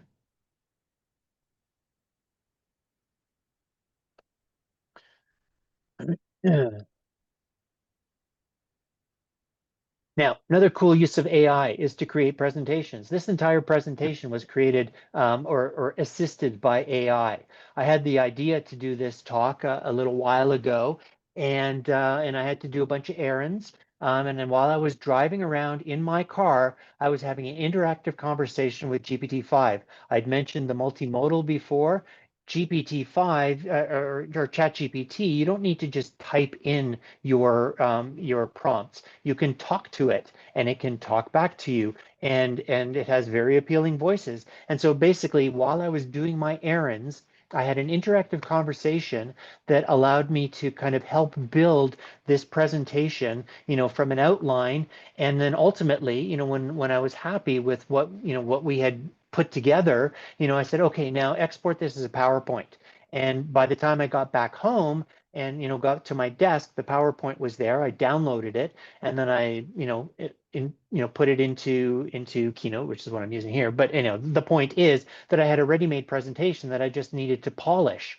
And all of that was done interactively, using AI. And I had the AI, ask me questions, so that it, we could sort of refine the talking points. And it was an extremely productive and kind of awe-inspiring moment to be able to do something like that. Not only that, it also generated a bunch of these images, the background images. A lot of them, aside from the screenshots, a lot of them are AI generated, which is also really kind of cool. So ultimately, I used AI to help me present how I used AI to train an AI to help make mirrors. It can't get more recursive than that. So some of the lessons that I'm hoping that you guys are going to take away from this, that first and foremost, these tools are now highly accessible and very helpful. Even if you just use it as your online expert, there is like no reason not to be using these types of tools to do the knowledge synthesis that comes with doing anything astronomy related, telescope making related, et cetera. And then kind of related to that was that prompt chaining and the recursive use of AI. That's a very meta kind of thing, having AI tell the AI what to do. But it's not only meta, it's super practical, and you get much better results having AI help you to help itself. Because the AI, ultimately should know what it needs to know, and so it's very able and capable to help you tell it what to do. And then, as I mentioned before, playing off of different AIs can also help refine the types of answers that you get. But it's not all sunshine and roses, and there are issues and things that you need to be aware of. And one of the biggest things is what's called context rot or context collapse. And so as you're interacting with one of these GPTs, you're gonna ask some stuff and it's going to give you some answers, and then you're just going to have this ongoing conversation. And the temptation is to just have this very long threaded conversation. The problem is that all of that stuff, every time you hit enter, that all goes back into the AI, and it builds up a bigger and bigger context for which it's going to then generate its next answer for you. And it gets to a point though where the context is too big and it can confuse itself, and this is when it starts to hallucinate. This is when it starts to make mistakes. If you're using this for coding, for example, I got into a case where it was making stupid little syntactic errors on a line of code, and it would repeatedly make the same syntactic error even after I corrected it. And it was only after I kind of switched my chat into a new chat context, that it kind of corrected itself. So you need to be aware of stuff like that. And while these AI tools are super accessible, right out of the box, and you don't have to be an AI expert to use them, for a project like this, it kind of helped, and I am not an AI expert, and I became acutely aware of that fact as it was generating all of this code to do the training and the inference and whatnot. I've learned an awful lot, but there's an awful lot. Like I learned more that I know very little about how some of this AI stuff works under the hood, and so for a project like this, it kind of helps to be an AI expert. But again, the AI helped me to get over the hump, and that's amazing. My last takeaway is Python sucks. A lot of AI is using Python for training and inference and whatnot. And I'm not a Python guy, but honestly, Python actually just sucks because the whole ecosystem is so fragile. There are so many dependencies between different libraries, and you'll install one thing and it's dependent on a different version of another. It's like DLL hell all over again. And it's really kind of unfortunate that Python is the language of choice for AI, but it is.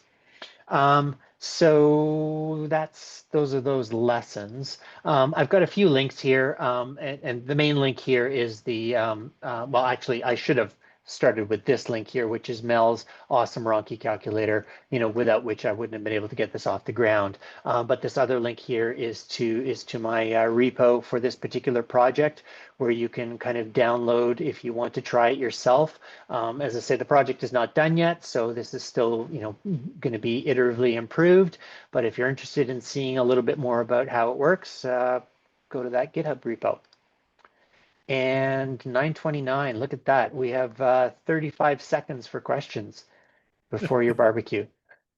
Well, but I assume your barbecue can wait if we have lots of questions. Oh, But sure. any questions from anyone about any of this? There must be.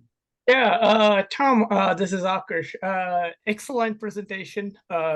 Great use of AI. I'm just curious what vision model you were using. That was not clear to me, or maybe you mentioned it and I missed it.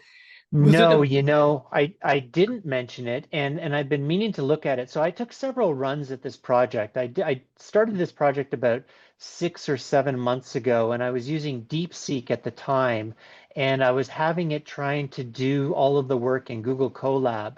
And at that point, we had a real problem with, or DeepSeek had a real problem recommending an appropriate engine that was free, that could be used. Because the free ones were too small and it couldn't absorb all of my training data. So that's when I kind of shelved the project. But then, when GPT-5 came out, I took another run at it right from scratch. And frankly, I can't answer that question. I would have to look at the training, because it's all right now, all of the code that GPT generated is black box to me. Like I understand certain, where certain things are to do the different knobs and the debugging and whatnot. But I can't answer that question right out of the gate. We can look in the repo. I can look in the repo for you and kind of tell you offline. But I frankly do not know which one it picked, but it works, which is really cool. And it's a free one, so that's even cooler. Yeah, that makes sense. I just was under the assumption that maybe you used the multimodal LLM itself, but I that would take way too long to train, and it would just be like burning through your CPU and GPU for something that's a much simpler task. So I would say, if you had a choice of vision model, you should pick something like really lightweight, simple convolutional neural network. The one I've used at work is called MobileNet. and it's very lightweight. It's designed to be running on mobile phones, and it does a fantastic job. But that's like, I think, state of the art 4 years ago or 5 years ago at this point. Yeah. Well, what I'll do is, after this talk is done, I'll have a look, and I'll email you on OSW to let you know. Sure. Thanks. Excellent work. Thank you. Howard, can you ask whatever or whoever that is, if that's AI or if it's actually Tom giving us the. Yeah. That was going to be my question. Are you a robot, Tom? Well, yeah. So this How is the could we Turing test, know? right? This is the Turing test. How do you know? Yeah. So, kind of related to that is, I don't know if anyone has played with a relatively new tool called, oh my gosh, I'm just now having a senior moment.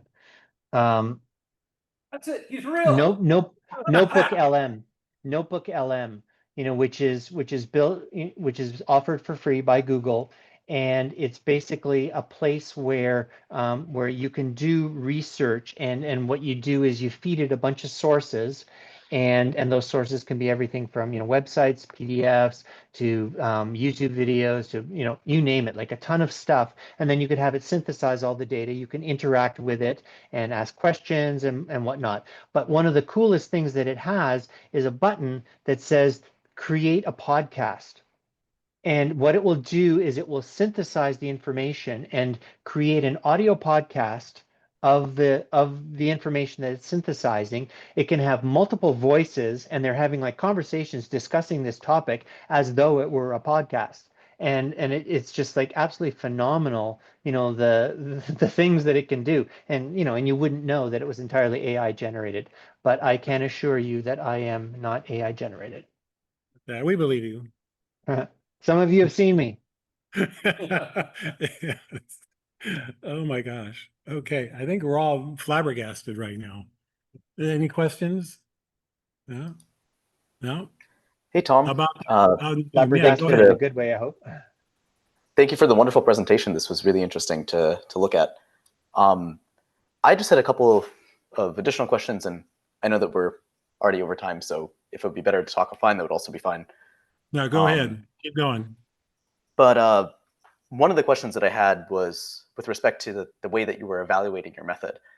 So I do research in computer vision myself, and one of the kind of nasty things that happens a lot of the time in these types of problems is this sort of sim to real gap, where you train a model on synthetic images that are generated with some sort of technique that is classical in nature. For instance, I think the images that you were demonstrating in your collection, they look very similar to what you would get out of like Mel's tool, for instance. So I was wondering Literally. how, okay. Yeah, so I was wondering how, if at all, you've adapted your model to deal with real world images taken from a, like a smartphone with a Ronchi tester. Because at least in my experience with my much more poor quality Ronchi tester than what some of you guys probably have, the images tend to be much more noisy, and you can often have things like perspective and even like non-linearity in the pixel response if you're using a phone camera. So I'm wondering if you accounted for that in your model design or training pipeline. It hasn't yet. Like I think it has done a little bit of that, but not tons yet. Although that I did want to do that. The problem is that I don't have the training data that I did, and I was just lazy and I didn't want to regenerate more training data. The training data starts at f3.0. And my mirror is a 2.6. So this one here is one of my final Ronchi images, and this is a 2.6 mirror. So I couldn't actually use it, to infer on. But what I did do was I said, okay, so here's the type of image that we actually want to process. What would you do to the model to change it? And it did actually recommend a bunch of things. The first, though, is to pre-process the images so that they're more like the sample images. So this is a real Ronchi image from my tester. And then what it's done is this is what it's done to make it more consumable by the inference engine. And so obviously it changes it to black and white, reduces the size so that the image is the same size as the training data. And But as I say, that it's parametrically way off piste in terms of what it's been trained on. So I couldn't actually use it to infer. But I do absolutely want to do that, and I know that it has put a little bit of stuff in there for that already. I couldn't tell you what it's done because that's AI expert stuff. But yeah, the intent clearly is that we're going to need to feed in real images, because this is the type of image that that we're going to be capturing. So yeah, that's on the to-do list. Hey, Tom, it's Rob Brown. In a perfect world, and you're able to continue this project with no unforeseen, life issues, how long do you think it will be before we're able to load in an actual photographic ronchigram from our phone with zonal errors and have this thing do something meaningful for us? Well, I mean, if I kept on this project, I mean, that's like, 6 months away. This proof of concept and having it actually figure out what the correction is and the offset. I mean, that it was able to do that was pretty amazing, and I think that kind of proves the concept. I guess it depends on how many zonal defects we will typically have, because I'm sure we'll never just have one zonal defect. So I don't know what would be the kind of optimal number of defects that it should be trained on. And honestly, something that I was going to use AI to teach me more about are these Zernike coefficients, right? Like, I don't know how parametrically these errors can be described. So like the naive way, and it's naive to me because I mean, Mel's tool will output it this way, is to say, at the 40% zone, there is a plus 2% defect, or a minus 2%, or out at the edge, there's like a turned edge, right? So it's like, whatever defect that would map to. And so I don't know whether describing defects in terms of a zone and a plus or minus is the right thing to do, as opposed to whatever these Zernike coefficients are. And because, like, for example, when we're looking at all of the interferometry stuff from Dale, there's all sorts of coefficients that are seemingly related to these defects, but I personally don't know what they are. So is that the right way to train it? I don't know. But to get back to your question, Rob, I mean, I think this kind of proves that this is all very, very feasible. And so, if someone went heads down on this, I don't see why we couldn't have something, in the 6-month range. It's just a bit of effort, and then it's going to be generating the training data. And so maybe this becomes a cost prohibitive thing. Like, I don't know how expensive it would be to train it with tens of thousands of images and and like a dozen tweakable parameters. I don't have a good feel for that yet, and so it may be cost prohibitive to do as an amateur project. But conceptually, this right now doesn't seem like an unsolvable problem. You're clearly onto something. You said Zernicke's, and I think that's exactly the right thing to do. And what you can do with Zernicke's is just say, well, I'm going to limit it to so many terms that mean something. And if your mirror is so bad that you need higher order Zernike terms to go fix it, well, maybe you got to go back to Sphere first and get a smooth mirror. So there's ways to make this smarter for sure. And I think you're on the right track. Way to go. And I got to follow you tomorrow morning. Oh, no. I'll have a whole evening to get over. Yeah, right. I can't overemphasize how I'm standing on the shoulder of giants here, though, right? Like, I mean, Mel's tool is outstanding, and just hats off to him, for developing such an amazing toolkit, basically, for for this Ronchi stuff, as well as obviously blazing the trail, for how to use all of this. But but hopefully this can kind of complement it in a way that's going to be useful to whoever's still left making mirrors. funny, my kids asked the question, so once you have that, can you have the machine make the mirror? I go, well, we're kind of far away from that, but that would be interesting too. So my question is. alluding to that. Get closer now. You won't go. Well, I was gonna have you relay it, but yeah, okay. Hi, Tom, it's Mel. Hey, Mel. There are hundreds and hundreds of posted Ronkograms to the Oregon Scopeworks group, and my analysis of them. Maybe just cut to the chase and correlate between my responses and the Ronkograms. Yeah. Yeah, for sure.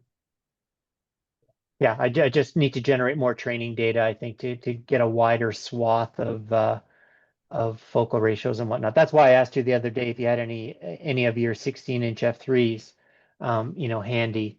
Because as I say, you know, my training data started at f3.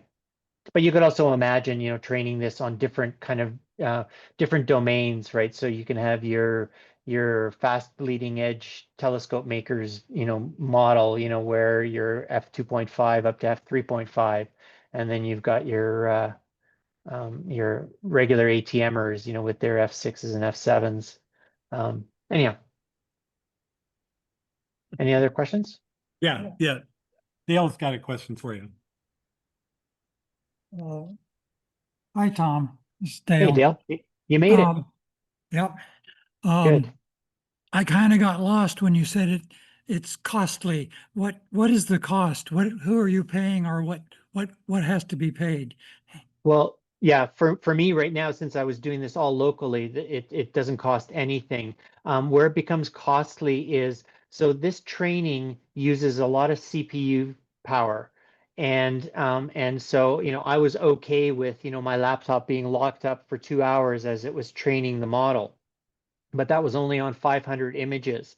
So if you now increased your training data from 500 images to, let's say, 50,000, so that you could cover, you know, a wider swath of mirrors or a wider range of Zernike coefficients or whatever, all of that stuff takes CPU time. And so I could have my laptop chew on that for a week, or I could run it on servers at Google, for example, where, you know, they've got like big iron, and you know, get the models trained up in minutes or maybe even hours, you know, on the big iron. And so paying for that, that's where the cost comes in, is paying for the CPU time to train the models.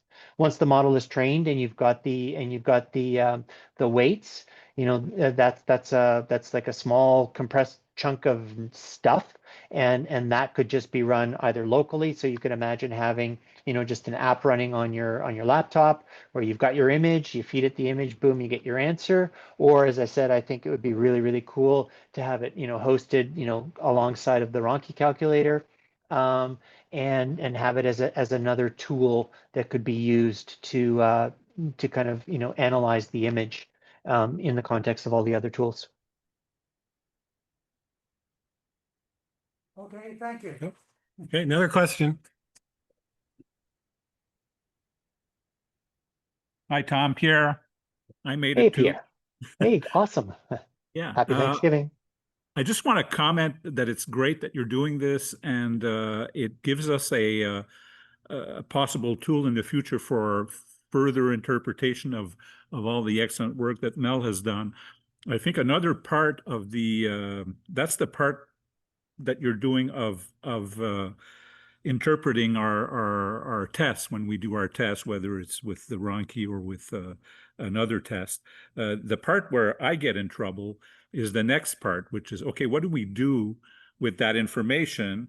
And probably we're going to have to do some machine learning work to tell the models to how thick is the pitch, how hard is the pitch, how thin is the mirror, how much dilution there is in the slurry, et cetera, et cetera, et cetera, which is the part where I get in trouble because I can't, it never seems to work, right, Dale? Yeah, so it doesn't quite work where it's supposed to for some reason. So maybe a next step, once you've got all of this figured out, is to start on the other part, which we would we would have to work on different focal ratios, the different pitches, pitch hardness, pitch whatever. Right. That's Yeah. just a comment that there's a lot more work to do after that too. Yeah, That's you know, really and great work. that's a whole, that's a whole different set of learning, you know, and training, and you know, and this is where something like Notebook LM would come in, or you know, back in the day, like a year ago, you know, when we had GPT-4 and you could create custom GPTs, which were essentially, you know, a GPT model that was then further refined to a specific thing by having it focus on certain pieces of information. And you know, and if you look at some of the things that we could feed it, we could feed it Mel's entire website, all of the OSW archives, all of the archives from Zambudo's groups IO thing. You know, so there's all of this tribal knowledge that could all be synthesized by these tools now, and then you could ask, you know, more specific questions, you know, like the types of things that you were giving as examples, Pierre. So having an expert ATM over your shoulder, you know, is another thing that doesn't really require any of this advanced image processing or any of that. That's just synthesis of tribal knowledge that's collected in a wide area of or a wide range of places, and bringing them all into one cohesive unit that could then be interacted with. And yeah, so I totally agree with you that would be an incredibly useful thing as well. Any more questions here? Okay, any questions from the Zoomies? Oh, there's some chat. I see two chats there actually. Yeah, let's open it up here. Oh, one is just a comment. Amazing. OSW.ai, a new startup. Yeah, totally. Yeah. There we go. So Okay. I think it's going to be cost prohibitive to get a .ai top level domain. Hmm. I don't know. I think Akash might be able to work on that for us. I think what Tom said is right. Okay. I can't remember who owns the AI domain. It's some small island. Yeah, but you know, their GDP went up quite a lot in the last couple of years just on selling domains.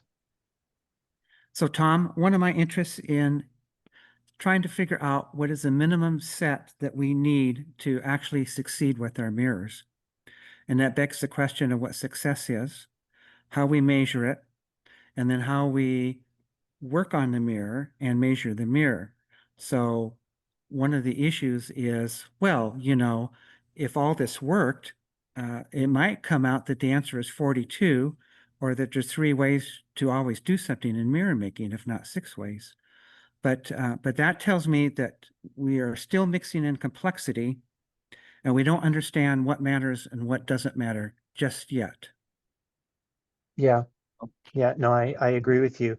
I mean, just to kind of give a specific example of that, you know, even just thinking about how to parameterize my training data, what is important and what is not. Like, are there 2 images that would look identical parametrically, even though they represent different mirrors? Like, can you have a 10-inch FX mirror at such and such an offset and parabolic correction look identical to a 16-inch FY mirror at a different offset, and it would still convey the same information about how correct or incorrect that is? This is something that I can't get my head around, and so right now I'm just brute forcing it by going through a variety of different diameters and focal ratios and offsets, and let the training figure it out. You know, but I have to wonder whether there's a way to kind of optimize the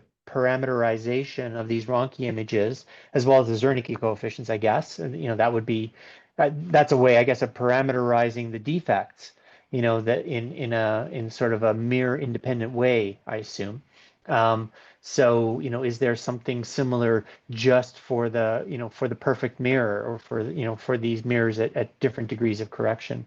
So knowing the right questions to ask, and what is, you know, what are the right pieces of information to get us from A to B, is a problem. One key thing that's missing is the Ronchi grading period. That's, it's actually, yeah, it's not, I do Oh. train, so it's trained using, using, right now, that was the other reason why I couldn't use my exact Ronchi images, because I just, for whatever reason, I picked 100 for the lines per inch. So, so yeah, you know, when you look at the lines per inch and the focal ratio, and then the mirror diameter, what of those things kind of wash themselves out? What's important and what's not? Because I remember talking to Mel about lines per inch as being essentially like a zoom on the Ronchi image, you know. So having more lines essentially, you know, takes you, I don't know, further away or closer to the radius curvature. I don't know, but the point is that these things are, you know, often just like magnifiers on the image, and are not giving you qualitatively different answers. And so understanding what makes one Ronchi image qualitatively different from another, I'm still struggling with. But yes, Rob, the lines per inch is in there, and in fact, it's, you know, it's in the inference. So it's in the training data and the inference. Knowing that, then I think you have everything you need to keep mirrors absolutely unique from each other. So you shouldn't have any crossovers where a 10-inch looks like a 16-inch at two different focal lengths and f ratios. It should be impossible if you have Right. well controlled. But right. But it has. I don't know that I can prove that. Well, I Mel can, can. because Mel I- can. Well, Yeah. certainly if you had enough parameters, then yeah, they would be unique. But the issue is that you know, every parameter that you add, you know, basically adds another dimension to your mirror space. And so, you know, every dimension that you add is another piece of training data that you're going to need to include.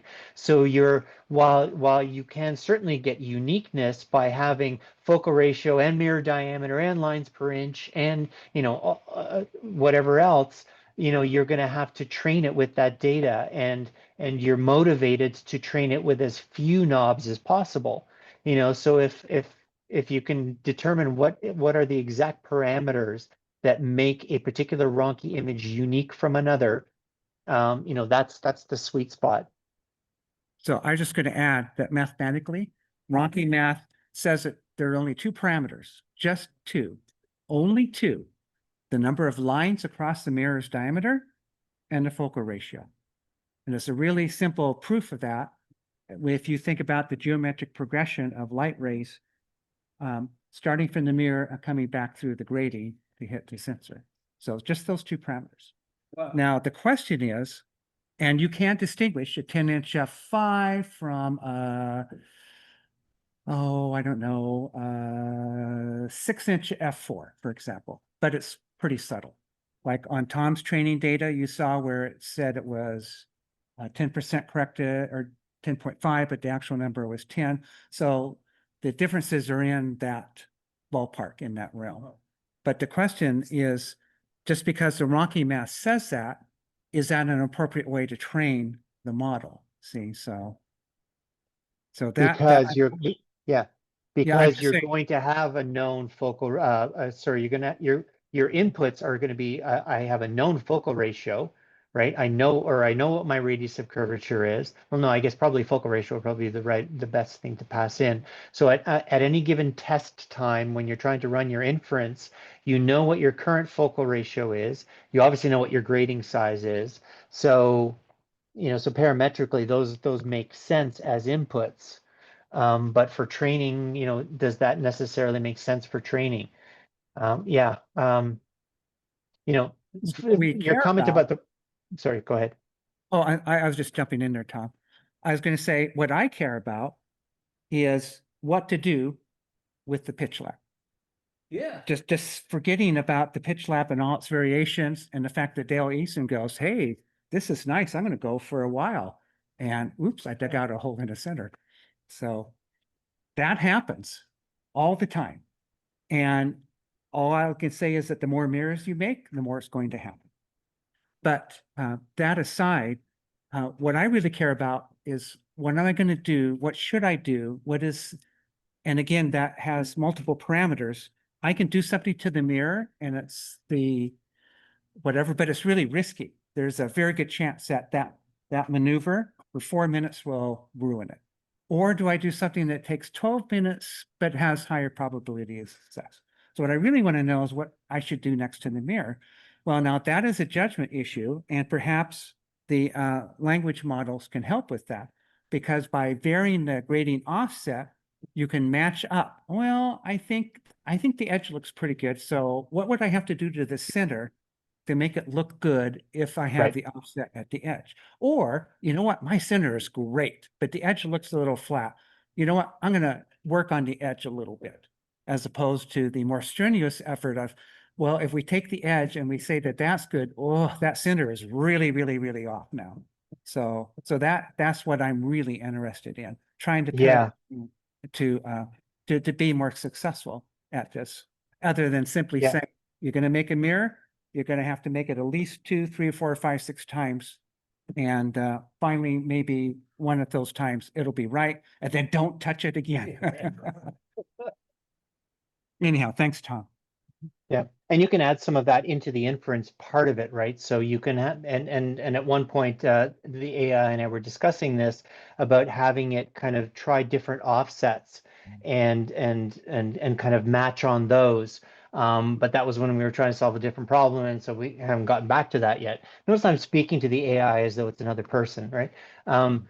So yeah, the inference, can have that type of thing built into it as well. So you could potentially match in a number of different ways and then have another kind of, I guess they might call it a loss function or something, that is basically that risk thing that you were talking about. So yeah, you've got this particular zonal error if you're at this offset, but if you're at this offset, you have this particular zonal error. And so the corrective measure for one of them is A, and the corrective measure for the other one is B, but the risk of A is A prime and the risk of B is B prime. So, we recommend that you do blah, blah, blah.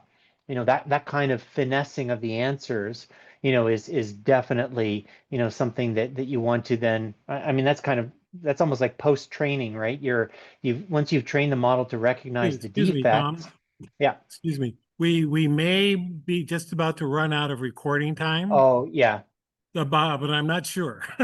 So if there's any final point you want to make, you have probably about 30 seconds. Yeah, no, I don't. I mean, this has been a great conversation, and I appreciate being able to present to you guys. So Yeah, I wish I'll be in and out on the week. We were all here, so this could continue. Yeah. So I'll be in and out of the meetings on the weekend because it is our Thanksgiving weekend. But yeah, shoot me an email or whatever, and I'll be happy to talk more about it. Very good. Thank you very much. Fabulous. Thank you, everyone. Okay. So, I'm not sure if we're still recording or not, but that's fine because we don't need to record what I'm going to say now. So that's it for tonight. For the people who are here, which is a nice hearty looking group, we're going to get ready to have our barbecue, and then we're going to do some mirror testing with several different methods. And that should be quite interesting. And so that's it. So we'll start up again tomorrow morning. And Rob Brown will be starting off with his presentation, which I've had the fun to be able to see already. So it's worth seeing. It has a lot of mirror stuff in it. And so good night to everyone, and we'll see you tomorrow. Is the mirror testing going to be recorded in any way so that we can see? No, we don't have any good way to do that. Yeah. Okay. Yeah, unfortunately. There's no All right. So good night, everybody. Good night.